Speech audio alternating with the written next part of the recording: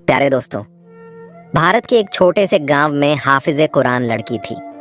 मगर जब उस लड़की की मौत हुई और लोग दफन करने के लिए उसे कफन पहनाने लगे, मगर हैरानी की बात यह थी कि उसके कफन पहनाते ही बार बार फट जाती और आग लग जाती। काफी वक्त ऐसा ही चलता रहा। उसे कफन पहनाया जाता मगर फौरन कफन फट जाती या तो आग लग जाती। आखिर में सभी मोहल्ले वाले मजबूरन बगैर कफन लड़की को दफनाने लगे।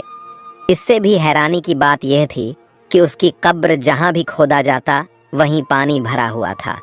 हालांकि कब्रिस्तान खुश्क इलाके में था, यानी कब्रिस्तान में पानी आने का कोई जरिया नहीं था। मोहल्ले वाले यह सब देखकर एक बड़े मुफ्ती साहब को बुलाया, मगर जब उस मुफ्ती साहब ने लड़की को हाथ लगाया तो सबके पांव तले से जमीन निकल गई। आखिर मुफ्ती साहब ने उस लड़की में क्या देख लिया? चलिए पूरी कहानी जानते हैं और ये सबक अमोज वाक़या जानने के लिए हमारे साथ आखिर तक रहिएगा। ये कहानी उस हाफिज़े कुरान लड़की की सहेली कुछ इस तरह बयान करती है कि हमारे मोहल्ले की यह सबसे ज़्यादा नेक और पाक किरदार लड़की थी, जिसका नाम रूबीना था। वह लड़की इतनी ज़्यादा नेक थी कि जब हमारे मोहल्ले में कोई भी औरत इस दुनिया से चली जाती तो वह लोग रूबीना को अपने पास बुलाते और कहते कि मैयत के कान में अजान दे दो, शायद उसकी अगली मंजिल आसान हो जाए। और लोग रूबीना से मगफिरत की दुआ करवाते थे। रूबीना मेरी बहुत अच्छी दोस्त भी थी और कज़न भी, और हम लोग ऊपर नीचे के मकानों में रहते थे। लेकिन आज जब वह खुद इस दुनिया से चली गई तो उसके साथ क्या हो रहा था, यह देखकर दिल खून के आंसू रो रहा था। यह वाक़या हमारे पूरे मोहल्ले का ऐसा वाक़या था जो आज भी बच्चे बच्चे की ज़ुबान पर रहता है। लेकिन जब इसकी हकीकत सामने आई तो सब मोहल्ले वालों के सर शर्म से झुक गए और रूबीना आज भी हम सब के लिए एक सवाल बनकर रह गई। वह कहते हैं ना कि दो बहनें हमेशा एक जैसी ही नहीं होती।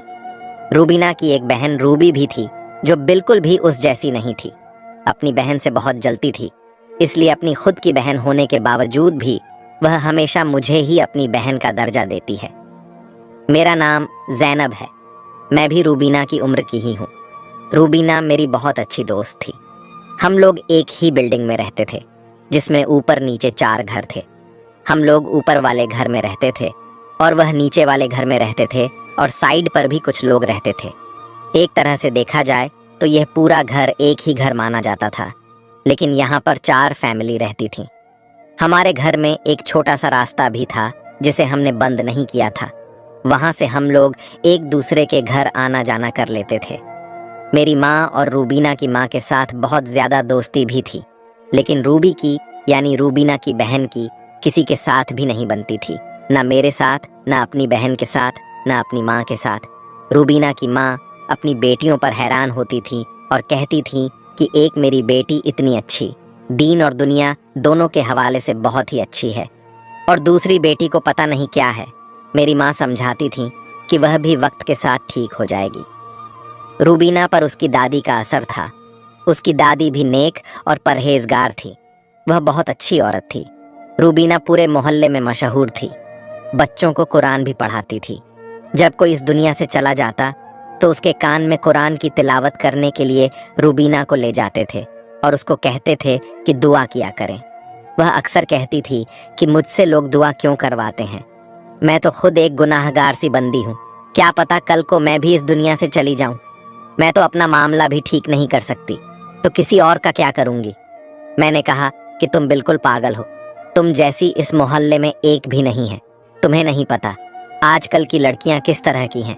अपनी बहन को ही देख लो। वह कहने लगी कि तुम्हें, मैंने अपनी बहन के बारे में एक बड़ी ज़रूरी बात बतानी है। बात इतनी बड़ी है कि तुम्हें क्या ही बताऊं, और यह बात अम्मी अब्बू के कानों तक पहुंचना बहुत ज़रूरी है। मैंने उसे कहा कि तुम खुद क्यों नहीं बता देती, तो उसने कहा कि अगर मेरी बहन को पता चल गया कि मैंने उसकी शिकायत की है तो हम दोनों की ज़िंदगी में और भी ज़्यादा नफ़रत और जहर घुल जाएगा। हम एक दूसरे के दुश्मन बन जाएंगे। पहले ही वह मुझे अपना दुश्मन समझती है, इसलिए मैं चाहती हूँ कि तुम यह बात अम्मी अब्बू तक पहुँचा दो ताकि वह इसका कोई हल कर सके। या तो उसकी शादी करवा दे, फिर उससे पूछे कि वह इस तरह की हरकतें क्यों कर रही है। रूबीना बड़ी परेशान लग रही थी।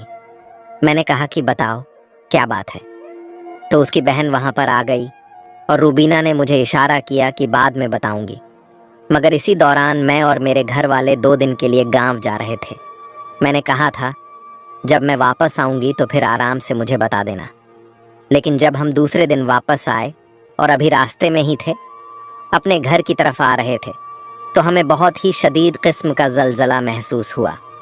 हम लोग रास्ते में थे, इसलिए हमें इतना पता नहीं चला। बस वाले ने गाड़ी एक तरफ रोक दी और वह बहुत ही खुला सा रास्ता था, इसलिए अंदाज़ा नहीं हुआ कि ज़लज़ले की शिद्दत कितनी ज़्यादा थी। लेकिन जब घर आए तो यह देखते कदमों तले से ज़मीन निकल गई कि ज़लज़ला बहुत तेज़ था और हमारा बिल्डिंग बहुत ही ज़्यादा हिलने की वजह से कमरे की छत गिरी हुई थी, जिसकी वजह से उसके नीचे बना हुआ कमरा बिल्कुल टूट के गिर गया था। लेकिन बाकी घर सही सलामत खड़ा था। अब हमारे दिल में यही दुआ थी कि कुछ बुरा ना हो, लेकिन बुरा हो चुका था। इस कमरे में रूबीना रहती थी और वह इस दुनिया से जा चुकी थी। उसके माँ और बाप की हालत बहुत बुरी थी। उनकी जवान बेटी इस दुनिया में नहीं रही, और वह भी एक हादसे में जिसके नतीजे में उसे इस दुनिया से जाना पड़ा। यह कोई छोटी बात नहीं थी। मेरे लिए तो ऐसा ही था कि जैसे मेरी अपनी बहन ही आज इस दुनिया में ना रही, और अजीब सी भगदड़ सी मच गई इसको। जल्दी जल्दी वहां से निकाल कर अस्पताल ले गए थे।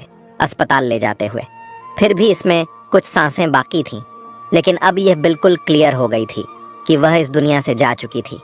हम लोग बहुत ही ज़्यादा हैरान भी थे और परेशान भी, और हमें पता था कि हादसा हुआ है और हादसे में तो कुछ भी हो सकता है। मगर रूबीना इस दुनिया से जा चुकी थी। उसके माँ बाप की हालत भी कुछ अजीब सी थी। उसकी माँ बेहोश हो गई और ऐसा लगा कि जैसे गहरी बेहोशी में चली गई।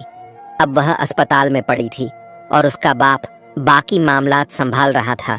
इन लोगों को एक घर में ले गए जो हमारे मोहल्ले का सबसे बड़ा घर था, और वह लोग भी रूबीना को बहुत पसंद करते थे। उनका एक बहुत बड़ा सहन भी था। सोचा कि वहीं पर आखिरी रस्में अदा हो जाएंगी, जैसे कि गुस्ल देना, मैयत को दफनाने के लिए तैयार करना, और फिर वहीं से जनाजा ले जाएंगे, क्योंकि इन लोगों का घर तो टूट चुका था। लेकिन अभी यहाँ पर क्या होने वाला था, ये हम सब सोच भी नहीं सकते थे। रूबीना के चेहरे को ढांपना उसकी एक वजह बताई जा रही थी। कहा जा रहा था कि रूबीना ने खुद कही थी कि मेरी मैयत को कोई भी ना देखे। वह आखिरी वक्त में भी पर्दे में रहना चाहती थी। वह हमेशा पर्दा करती थी। वैसे तो उसका कोई भाई नहीं था, इसलिए घर में तो नॉर्मल तरीके से ही रहती थी, लेकिन बाहर निकलती तो पर्दे के सारे वसूल पूरे करती थी। बुर्खा भी पहनती, जुराबे और दस्ताने भी, चाहे जितनी भी गर्मी हो तब भी यह पर्दे में ही रहती, क्योंकि उसका आना जाना लगा ही रहता था। एक तो इस कम उम्र जवान लड़की जो एक हादसे के नतीजे में इस दुनिया से चली गई, और दूसरी इतनी मशहूर पूरे मोहल्ले की सबसे नेक और प्यारी लड़की, इसलिए हर कोई उसके जनाजे में शामिल भी होना चाहता था, और सब औरतें मैयत पर आना चाहती थीं। उनका घर आहिस्ता आहिस्ता लोगों से भरने लगा।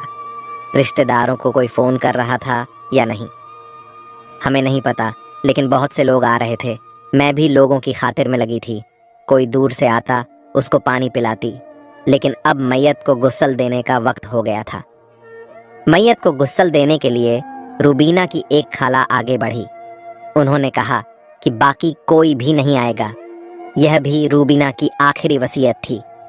मैं तो इस बात पर हैरान हो रही थी कि जो शख्स एक हादसे की सूरत में इस दुनिया से गया है, वह भी इतनी कम उम्र में इसको वसीयत करने की मोहलत कब मिली कि उसने जाते जाते ऐसी वसीयत की कि यह ना किया जाए, वो ना किया जाए। खैर, मैं तो ये सोच रही थी कि मैं इससे आखिरी दफ़ा ठीक से मिल भी ना पाई।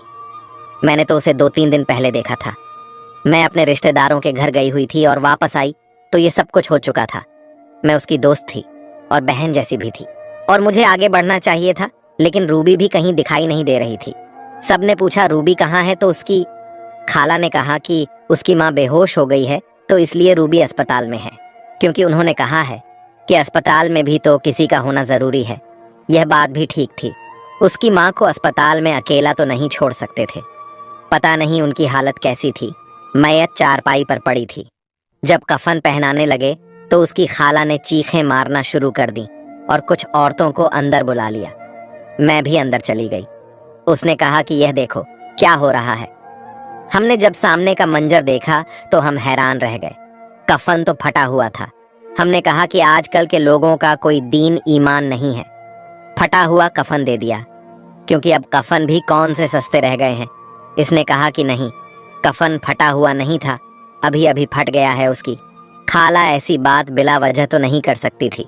आखिर खाला भी माँ की तरह ही होती है। वह बहुत परेशान भी थी, रो भी रही थी। उसने कहा कि कफन पहनाने लगे हैं तो कफन फट गया है। बात हमें कुछ अजीब लगी।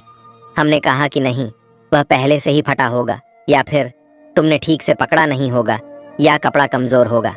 लेकिन कपड़ा ठीक लग रहा था। कफन का कपड़ा काफ़ी भारी और मोटा होता है। खैर, दूसरा कफन मंगवा लिया गया और हम लोग बाहर आ गए। लेकिन थोड़ी देर के बाद फिर से उसके चिल्लाने की आवाज़ आई। वह फिर से चीखने लगी। हमने कहा कि अब क्या हो गया है, लेकिन इससे पहले कि वो कुछ बताती, हम लोगों को पहले ही सामने का मंजर दिखाई दे दिया था। कफन को आग लग चुकी थी। कफन एक साइड से जल चुका था और ऐसा जल गया था कि अब उसको पहनाया नहीं जा सकता था। उसने कहा कि मैं कफन पहना रही थी मगर कफन जल गया। अब उसकी खाला की हालत बहुत बुरी थी। उसको सांस चढ़ी हुई थी। ऐसा लगता था उसका ब्लड प्रेशर लो हो गया या फिर हाई हो गया हो। वह बहुत डरी हुई नजर आ रही थी, लेकिन चूंकि वह वहां पर अकेली थी, इसलिए हो सकता है कि उससे कोई गलती हुई हो। लेकिन आसपास कहीं कोई माचिस भी नहीं पड़ी थी।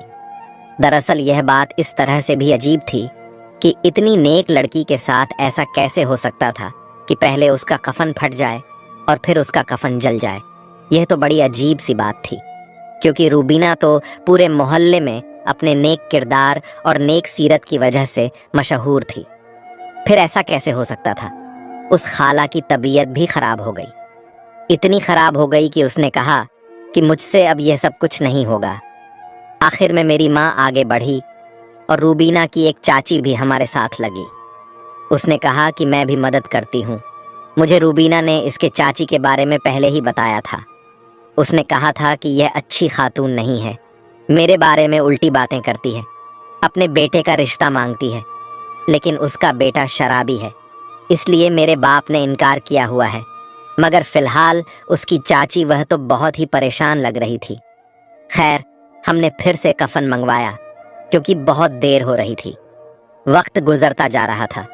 बार बार कफन मंगवा रहे थे। मैयत को कफन पहनाने में कितना वक्त लगता है, लेकिन यहाँ पर तो वक्त गुजरता ही चला जा रहा था। फिर से कफन मंगवाया गया और इस दफ़ा मैंने जो मंजर देखा, मैं हैरान रह गई। मैंने अपनी आंखों से देखा कि कफन फिर से फट गया। एक तरफ से मैंने कपड़ा हटाया तो वह बिल्कुल ठीक था। जब उसे दूसरी तरफ से हाथ में पकड़ा तो मैं हैरान रह गई। वह बुरी तरीके से फटा हुआ था। अभी भी हमारे साथ उसकी चाची खड़ी थी। हो सकता था यह सब कुछ उसकी चाची ने किया हो, उसे मरने के बाद बदनाम करना चाहती हो, लेकिन बार बार यही सब कुछ हो रहा था। हम लोगों ने सूरतें पढ़नी शुरू कर दी, अल्लाह का नाम लेना शुरू कर दिया कि अगर कोई अजाब है तो वह ख़त्म हो जाए, पर ऐसा भी नहीं हो रहा था। मामला अब समझ से बाहर जा रहा था। कोई ना कोई अजीब बात ज़रूर थी। रूबीना के साथ ऐसा क्यों हो रहा था? पहले उसकी नादानी, फिर उसकी मौत, और अब यह तरह तरह के तमाशे। मगर इस तरह के मामले बहुत ही कम सुनने और देखने में आते हैं। कोई कितना भी गुनाहगार क्यों ना हो, उसके साथ इस तरह के मामलात तो नहीं होते हैं। ये तो दफन के बाद के मामलात होते हैं। दफनाने के बाद में पता चलता है कि उनके साथ क्या होना है और क्या नहीं। इस तरह की बातें तो कम ही सुनने को मिलती हैं कि मैयत के साथ पहले से ही यह सब कुछ होना शुरू हो जाए। जब मैं बहुत छोटी थी तो मुझे मेरी दादी ने एक बात बताई थी। उसने कहा था कि बेटा, जब कोई इस दुनिया से चला जाता है ना, तो उसको पता नहीं चलता कि वह मर चुका है। वह वहीं पर फिर रहा होता है, अपने सारे रिश्तेदारों को, अपनों को रोते हुए, बिलखते हुए, परेशान होते हुए सबको देखता है। परेशान होते हुए देखकर वह परेशान हो रहा होता है। वह बार बार उनके पास आता है और कहता है, क्यों रो रहे हो, क्यों रो रहे हो, क्या हो गया है? मेरी तरफ देखते क्यों नहीं, मेरी आवाज़ क्यों नहीं सुनते? वह उनको पकड़ने की कोशिश करता है, पर उन्हें पकड़ नहीं पाता। यह सब